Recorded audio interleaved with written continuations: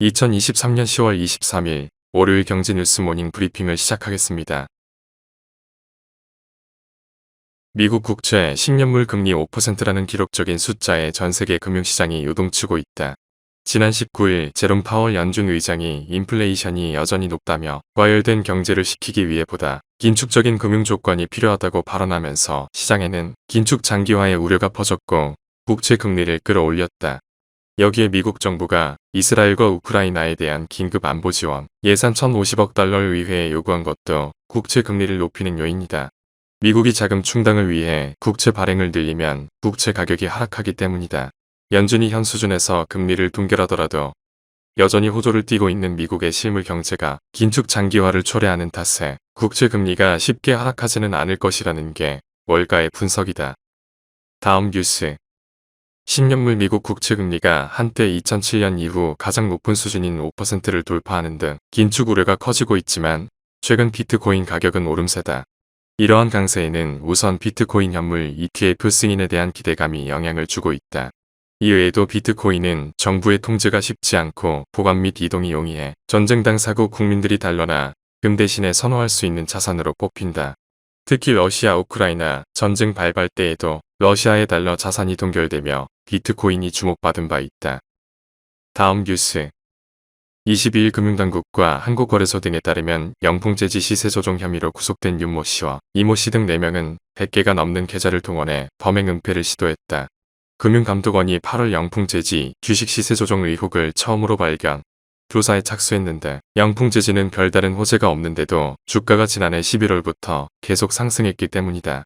실제 이달 17일까지 1년 가까이 영풍재지는 약 12배 폭등했다. 키움증권 계좌들이 주가 조작이 악용되면서 키움증권은 직격탄을 맞았다. 키움증권은 영풍재지 하한가로 100여 개 고객 계좌에서 미수금 4,943억 원이 발생했다고 20일 장 마감 뒤 공시한 바 있다. 금융투자업계는 키움증권이 증거금융 관리 등 선제적 조치에 소홀했다는 비판을 제기하고 있다. 다음 뉴스. 22일 홍콩 사우스 차이나 모닝포스트에 따르면 최근 중국에서 엔비디아 지포스 RTX 4090 가격은 4만에서 5만 위안까지 올랐다. 엔비디아의 소비자 권장 가격 1,599달러의 3배가 넘는다.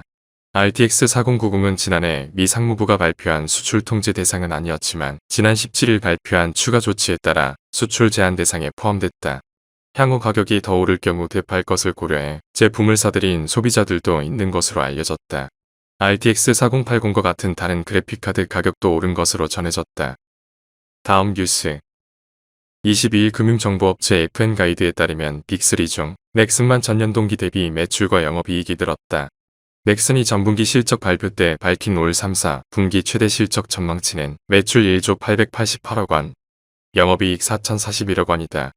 이는 각각 전년동기 대비 최대 15.5%, 32.5% 증가한 것이다. 반면 NC의 3, 4분기 예상 매출은 전년 동기 대비 28.1%, 영업이익은 83.8%나 급감했다. 실적 반등이 필요한 시점에서 오는 11월 부산 백스코에서 열리는 지스타 2023 현장에서 신작을 선보이며 기대감을 높일 계획이다. 다음 뉴스. 일본의 음료회사인 이토에는 지난달 녹차 음료 라인을 확장하면서 이 제품을 홍보하는 영상 광고를 최근 공개했다. 한 중년 여성이 페트병에 든 녹차를 마시고 내려놓자 훨씬 젊어진 모습으로 변하는 내용의 광고다. 이 여성은 AI로 만들어진 가상인간이다. 카메라를 응시하다가 옅은 미소를 짓는데 실제 인간처럼 어색한 느낌이 없다.